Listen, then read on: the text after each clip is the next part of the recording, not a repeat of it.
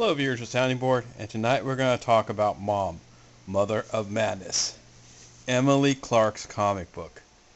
Yes, the Mother of Dragons made a comic.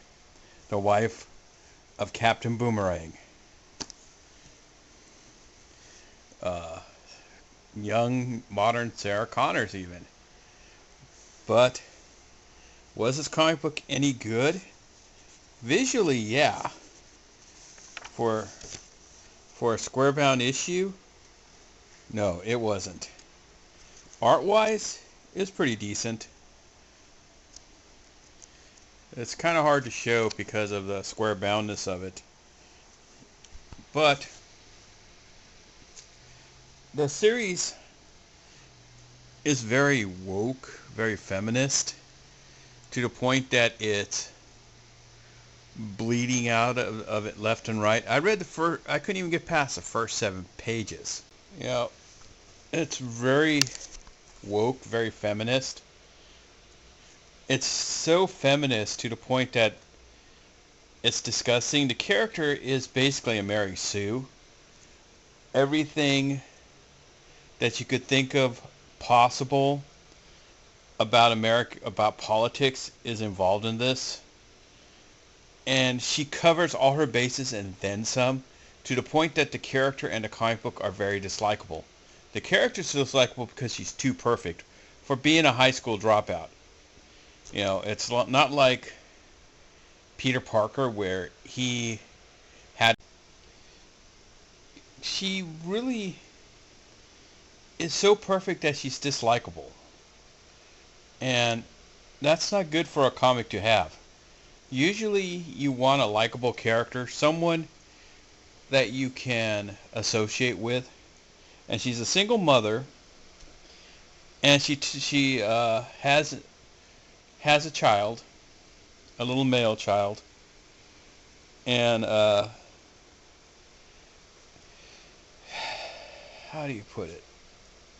She's very the writer. Emily Clark is very anti-male society, anti-masculine society, pro matriarchal,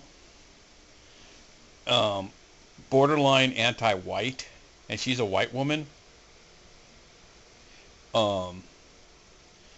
White hetero males, and it takes place in 2044. And it's kind of funny. It's like, when you think about it, lately people believe that people of color would be the ruling class, but no.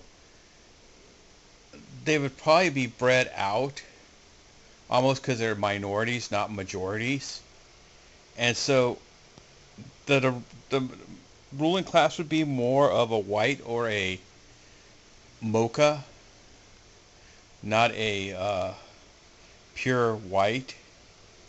And she blames all the faults on the world on white males for the most part, even though multicolor races of people, both male and female, are at fault. She doesn't take herself as a female accountable for some of the problems that will happen in the world by the time we get to 2044. She just places blame on one class. And so she rides this one class hate in this comic book the entire time with this Mary Sue superhero character. And I decided to give it a shot, hoping it wasn't going to be that way. Sure enough, it was. And the worst part is, when I go to the comic book shop, I see piles of this book just sitting there still. And no one has bought the limited edition autographed issues that you had to buy so many, the stores had to buy so many just to get. That tells me something too. When no one's buying the limited release issues, what does this say about this issue? In the back, you get to see what her costume's going to look like as she develops into a superhero in the is it going to be the next issue or another issue 1? But the point being is she has a real ugly and undesirable buying costume. It's a very Antifa-like race car looking costume. It's not very heroic looking, even for a female. I'm not saying that she should show skin as a female and utilize her body to sell comics, which this cover here is blatantly doing anyways. But the point of the matter is, who are comic books really? She designed a comic book to sell to females, not males. Even though she says that the universe needs more female-driven characters in a masculine comic book world. But at the same time, too, she doesn't look at, okay, there are a lot of female heroes, but the longevity of them on the shelf is not very long, especially with these modern writers and print runs. Because it's really bad when you see the oldest comic on the shelf of new titles within the past 10 years is My Little Ponies to actually hit 100. Well, people say, well, the Turtles hit 119, but the Turtles is already an established license. It's back from the black and white era from the 80s, so it's had its time, multiple sessions, and it's a reboot that's selling well. The Ponies started when the show a year after or the year of the show started, and I expect it to be canceled by issue 30, issue 40, because that's the way most children comics are. They lose steam and people lose interest because a lot of the issues that were released at that time, like let's say Ghostbusters, is gone by IDW. Either they lost the license or they just quit printing them.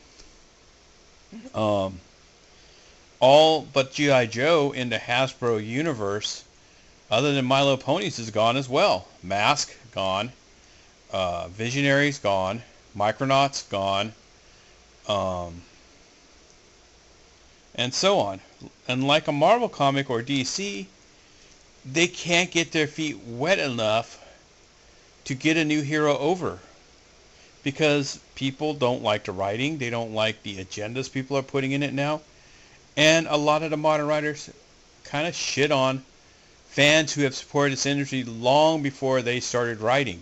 And technically they know more about their fandom than they do. But they say, we're the writers, we know more. When in actuality, no, you don't. Some of these people have been here before the 90s. Were from the age of the Turtle era. Others are from the 80s, the 90s, the 70s even. But they're all fans of comics. But modern fans who either never picked up a comic until they got a job there want to promote their politics, their gender thinking, their some of them are fascist thinking, even though they don't see it, but they are. You know, their left-wing propaganda, all in the name of what they call storytelling, and it's not storytelling. You know, Captain America is a good example. You know, why should people buy an issue about American hate? And Captain America is never about American hate. You know, and going back to Emily Clark here, because I'm off track. She wanted to create a character that girls could like. This isn't a character that girls could like. This isn't a character that even brings in the comic book people to go, hey, I want to read this, both male or female. They read the first issue. If they can get past the first 7 pages, realize the character is very, like I said, dislikable. And as it progresses, they find out that it just attacks the male audience. And still, at the end of the day, when you walk into a comic book shop, every Wednesday, a majority of your buyers are male, not female. And you want to attract them, that's not the way to do it. Because if you're talking about politics, they're going to steal the comic online no matter what. They're not going to pay for it, and then they're going to bitch that the comic book isn't wrote for them. Or it's wrote for them, and they're upset that it's being canceled. But we'll leave it there, and until next time, this is the Sounding Board, signing off.